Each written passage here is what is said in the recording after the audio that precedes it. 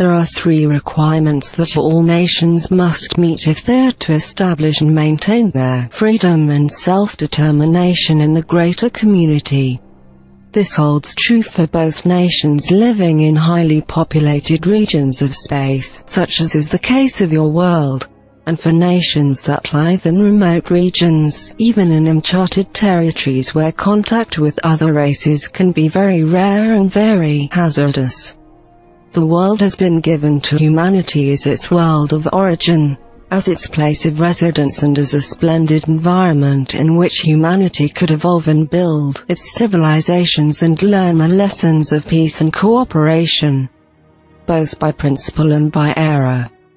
Do not ever think that this world is owned by anyone else, that any other race in the universe has rights to this world or has any special privilege for visiting this world or can make any claims of ownership to this world or any claims of authorship for human evolution.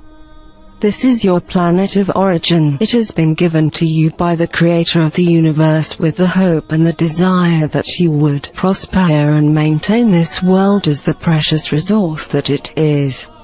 It has been given so that it may sustain you through your difficult phases of development and so that it may sustain you as you emerge into a greater community of intelligent life, where such worlds of biological diversity are rare. The 3 requirements are unity, self-sufficiency and extreme discretion. We shall give you more information on each of these so that you may understand more fully why they are so important and what they really mean and will require. Unity in your world does not mean that everyone is the same, thinks the same or behaves in a similar manner. It can accommodate the diversity of cultures that the world now possesses. But there must be a unity of purpose, a common purpose to protect the resources of the world and to establish a boundary to space where all nations cooperate with one another, not only for their interests in their national security, but for the security of the entire world. This of course will require an unprecedented cooperation between your nations and governments, with a greater community education and awareness. This great accomplishment is possible. You must turn your eyes to the heavens. You have no defense against life intruding from beyond. You do not have the skills to tell friend from foe or to recognize a competitor. You are obsessed with the needs of your nation and your difficulties with other nations. You will also need this unity to face the declining resources of your world and the great and perilous consequences for the human family. This includes the environmental damage you have created in your world, the damage to your climate systems, to your water and to other life-giving resources that have supplied and sustained humanity over its long and slow evolution. Human unity now will not be the consequence of ideology but of necessity. For you will fail if you are divided facing the great change in your world. And you will fail in the face of the greater community if you cannot establish this unity of will and purpose.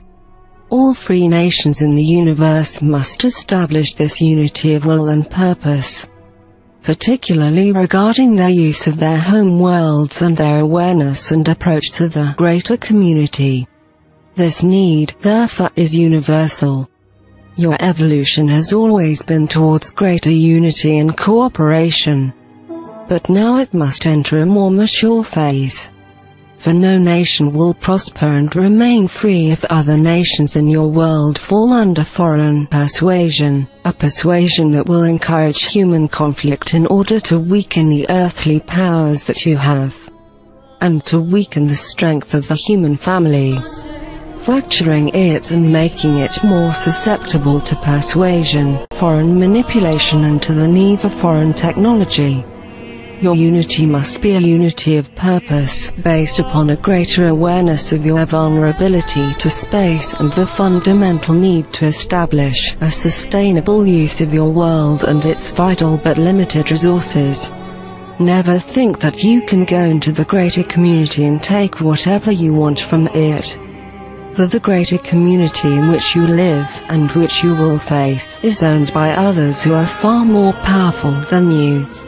Your warlike nature and tendencies then must become arrested if you are to gain this unity of purpose and the will and the strength to withstand foreign intervention and persuasion.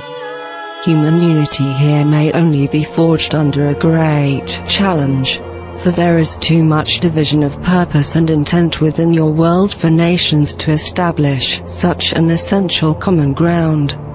It will be necessity that will drive you to create this, if ever you will. It will be an undaunted and persistent need that will drive humanity to unite in its own defense. Defense against internal collapse and defense against external intrusion.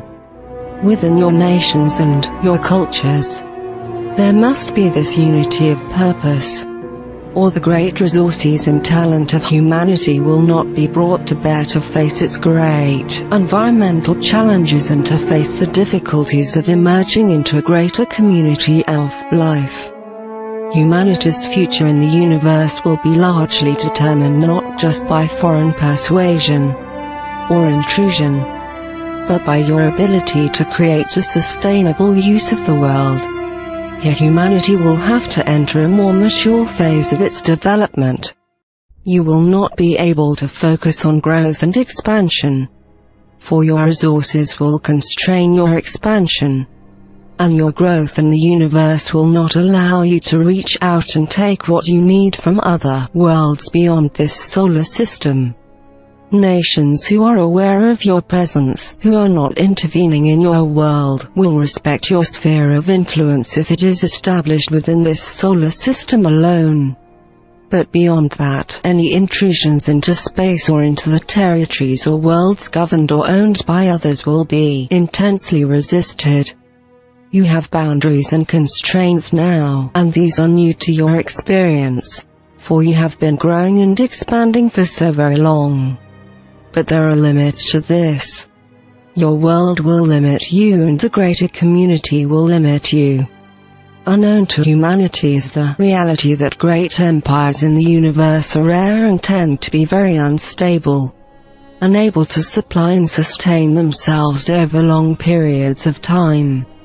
They either collapse at their perimeters or, due to instability, at their core. It is smaller nations and networks of nations that have been able to establish long-term stability with one another through very strictly enforced rules of trade and commerce and through establishing a greater consensus for mutual well-being and stability. Your notions of growth and expansion will have to change, for you cannot plunder the earth without bringing yourself to a devastated state. A state that can be easily taken over by others in the universe. While outright conquest of your world is not permitted in this region of space, other nations are free to intervene under two conditions. First, if the native peoples of your world appear to others to welcome intervention and to not resist it. And, second, if humanity were to fall into a truly deprived and declined state. Under the second set of circumstances, other nations would be free to come and take the world for themselves, using humanity as a resource for their own ends. It is these two conditions that allow intervention in this region of space. It is because you live in a highly inhabited part of the universe that conquest is not allowed. For attempts at conquest create instability and conflict. And instability and conflict are resisted by networks of powerful nations who seek to maintain stability and security at all costs, even at the cost of their own freedom. It is entering a more stable and sustainable state that all worlds in the universe must seek to achieve at some point in their development.